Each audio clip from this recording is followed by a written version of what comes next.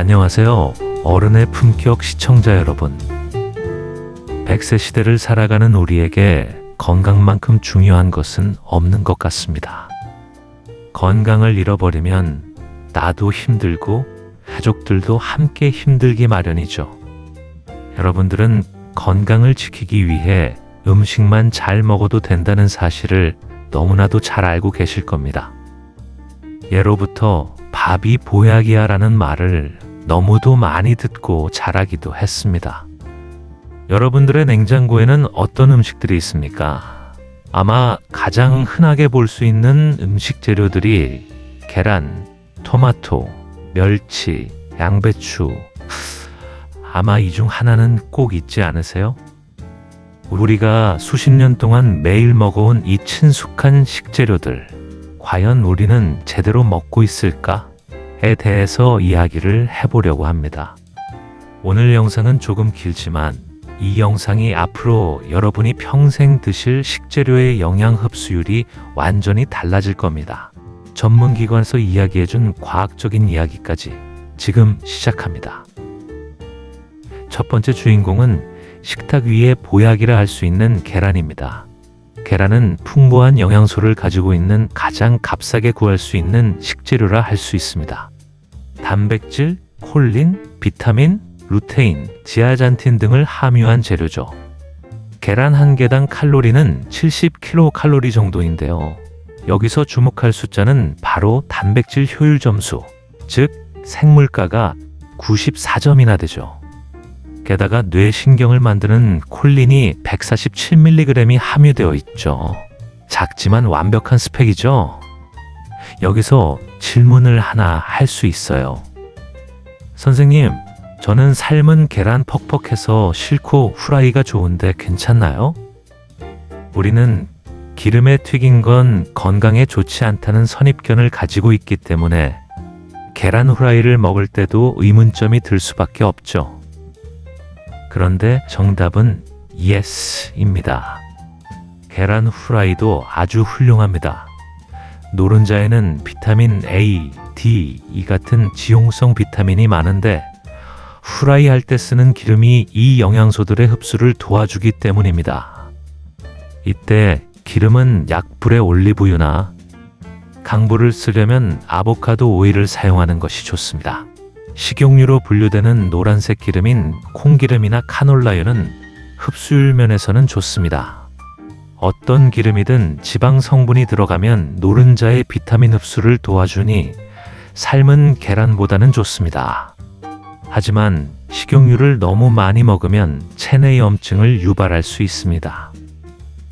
현대인들은 이미 가공식품 등을 통해 오메가6를 너무 많이 섭취하고 있는 것이 문제이기 때문이죠. 반면 올리브유나 아보카도 오일은 혈관 건강에 좋은 오메가3나 오메가9 비율이 높아 염증을 줄이는 데 도움을 줍니다. 그래서 식용유의 양은 줄이시고 발열점이 높아 고온에서도 괜찮은 아보카도 오일이나 약불로 조리하는 올리브유로 바꾸는 것이 과학적으로 가장 건강한 선택이라 할 수 있습니다. 그리고 계란 후라이의 조리법도 중요합니다. 노른자까지 바싹 익혀 먹는 완숙보다는 노른자의 촉촉함을 살려두는 반숙이 좋습니다. 뇌에 좋은 콜린과 눈에 좋은 루테인은 고온에 오래 노출되면 파괴되기 쉽습니다. 이왕 먹을 거면 이 모든 영양소를 그대로 섭취하는 게 좋죠.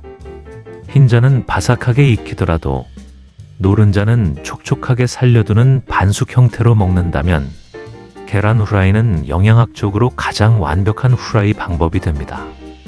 사람들은 또 하나의 의문점을 가집니다. 요즘 우리나라 양계장에서는 항생제를 많이 먹인다는데 그런 계란도 먹어도 되나요? 라는 질문을 할 수 있습니다. 아마 많이 찝찝하셨을 겁니다. 결론부터 명확히 말씀드리자면 영양학적 효과는 똑같습니다. 닭이 항생제를 먹었다고 해서 계란 속의 단백질이 사라지거나 뇌에 좋은 콜린 성분이 변질되지는 않습니다. 근육 만들고 기억력 지키는 기능은 여전히 유효합니다. 또한 우리나라는 법적으로 휴약기라는 안전장치가 있습니다. 항생제를 썼더라도 출하 전 일정 기간 약을 끊어서 성분을 배출시켜야만 유통이 가능하다고 하죠. 식약처가 잔류검사도 엄격하게 한다고 합니다. 그래도 나는 조금이라도 더 안심하고 싶다 하시는 분들은 포장지에 무항생제 마크가 있는지 확인하시거나 계란 껍데기 번호 끝자리가 방사로 키운 1번이나 평사로 키운 2번인 것을 고르시면 됩니다. 하지만 일반 계란도 영양가는 충분하니 안심하고 드셔도 됩니다. 두 번째 음식 재료는 바로 혈관 청소부라 불리는 토마토입니다. 토마토 좋다는 것은 귀에 박히도록 들어서 너무 잘 알고 있죠. 이 토마토는 100g당 18kcal로 다이어트에 최고죠. 하지만 오늘의 핵심은 붉은색의 비밀 라이코펜, 그리고 피로 회복을 돕는 비타민 B1입니다. 이 두 가지 성분을 지키고 증폭시키는 게 오늘 조리법의 핵심이라고 할 수 있습니다. 토마토의 핵심인 라이코펜은 단단한 세포벽 안에 갇혀 있습니다. 미국 코넬 대학교의 연구에 따르면 토마토를 88도에서 30분간 가열했을 때 라이코펜의 체내 흡수율이 무려 35%나 증가했습니다. 게다가 라이코펜은 기름을 좋아합니다. 임상영양학회지 연구를 보면 올리브유와 함께 먹었을 때 흡수율이 생으로 먹을 때보다 최대 9배까지 치솟았습니다. 그러니 토마토는 무조건 익히고 기름과 함께 먹는 것이 그냥 생으로 먹는 것보다 훨씬 지혜롭다고 할 수 있습니다. 그렇다면 누구나 한 번쯤 질문할 수 있죠? 저는 어릴 때부터 설탕을 뿌려서 먹었는데 그건 괜찮은가요? 라고 질문합니다. 우리 부모님들이 토마토가 건강에 좋다고 하니 이걸 많이 먹이려고 달달한 설탕을 뿌려줬던 기억이 있습니다. 그런데 정말 안타까운 건 어릴 때 먹던 설탕 뿌린 토마토는 맛은 있지만 과학적으로는 낙제점이라 할 수 있습니다. 아까 성분표에서 보신 비타민 B1 기억나시죠? 설탕이 몸에 들어오면 이 설탕을 소화시키느라 토마토의 비타민 B1이 몽땅 소모되어 버립니다. 결국 중요한 비타민은 먹지도 못하는 셈이 되는 거죠. 만약 단맛을 원하신다면 설탕 대신 소금을 한 꼬집만 뿌려보세요. 이때 소금은 천일염이나 구운 소금을 사용하면 좋습니다. 그렇게 되면 단맛의 대비 효과 때문에 훨씬 달게 느껴지고 토마토의 칼륨과 소금의 나트륨이 균형을 이루어 세포 건강에도 훨씬 좋습니다. 그럼 여기서 또 질문을 합니다. 설탕 말고 꿀은 괜찮나요? 냉정하게 말씀드리면 평소 건강식으로는 꿀과 함께 먹는 것도 추천하지 않습니다.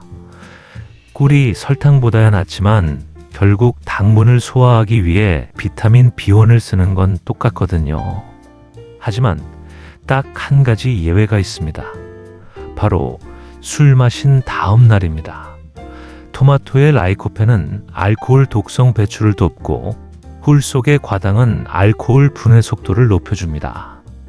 즉, 해장이 필요할 땐 꿀을 뿌린 토마토가 콩나물국만큼이나 과학적인 숙취 해소제가 됩니다.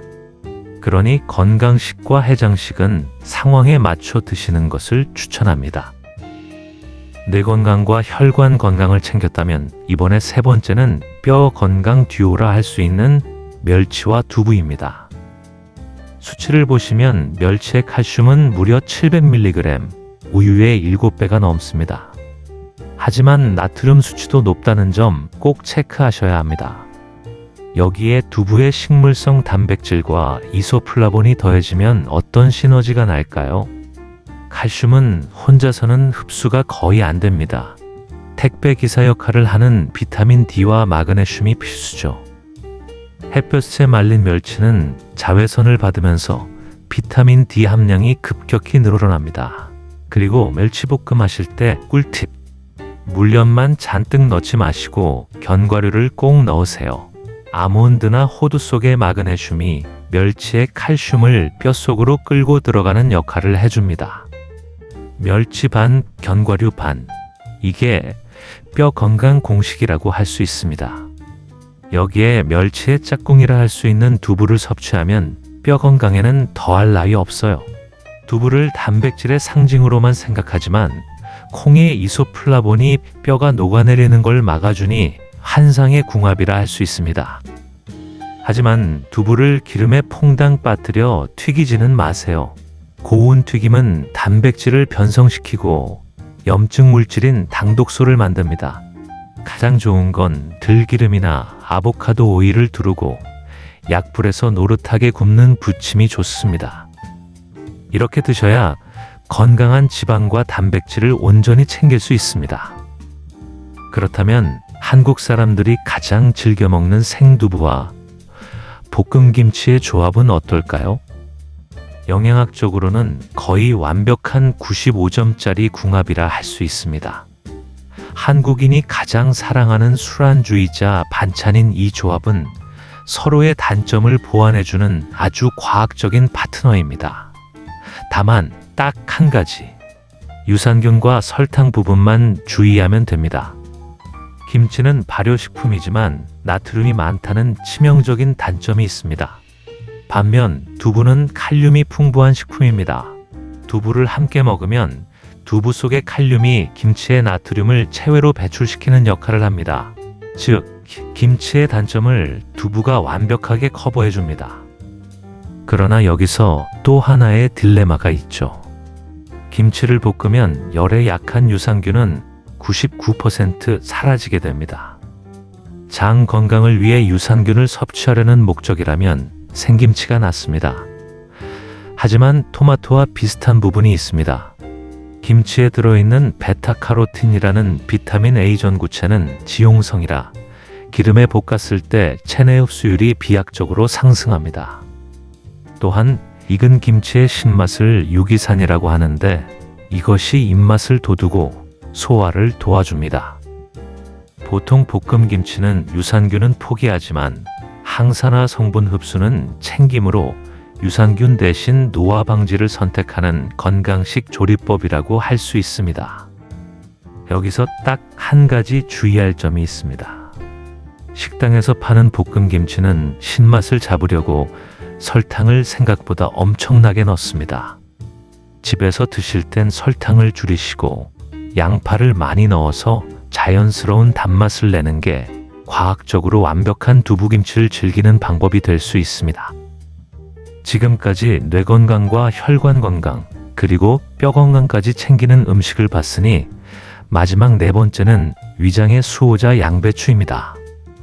성분표에서 가장 중요한 건 위장약 성분인 비타민 U, 그리고 뼈에 좋은 비타민 K입니다. 그런데 옆에 비타민 C도 보이시죠? 비타민 U와 C는 물에 잘 녹는 수용성 성질을 가지고 있습니다. 이 부분이 바로 조리법의 힌트입니다.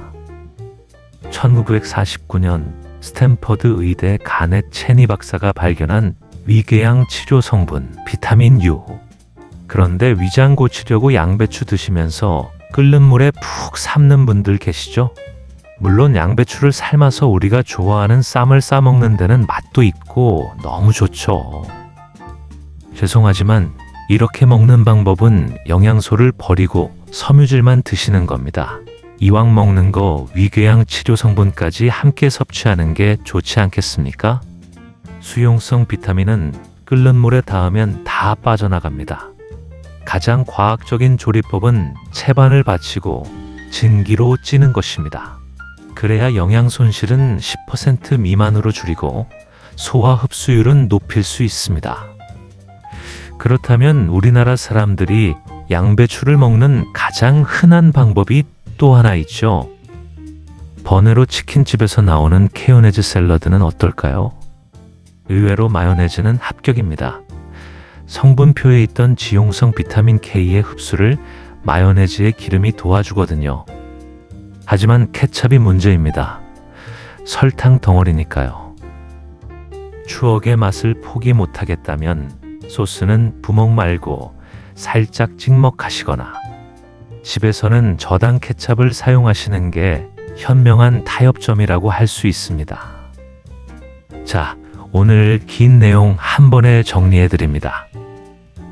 계란은 반숙으로, 토마토는 평소엔 기름과 먹되 술 마신 다음 날엔 꿀과 함께, 멸치볶음엔 견과류를 듬뿍 넣고 두부는 튀기지 말고 부쳐서, 마지막으로 양배추는 물 말고 증기로 쪄서 드세요. 이 공식만 기억하셔도 여러분의 식탁은 이미 종합 비타민 그 이상입니다. 마지막으로 꼭 당부드립니다. 아무리 좋은 음식도 내 몸에 맞아야 약이 됩니다. 당뇨가 심하시면 계란 노른자 개수를 하루 1개 이하로 조절하시고, 고혈압이 있으시면 멸치를 데쳐서 염분을 빼세요. 특히 신장 질환이 있으신 분들은 토마토의 칼륨과 고단백 섭취에 대해 반드시 주치의와 상의하셔야 합니다. 아는 만큼 건강해지는 식탁, 오늘 저녁부터 바로 실천해 보시면 어떨까요? 하루를 가장 보람있게 지내는 여러분 되십시오. 구독과 좋아요는 컨텐츠 제작에 큰 힘이 됩니다. 감사합니다.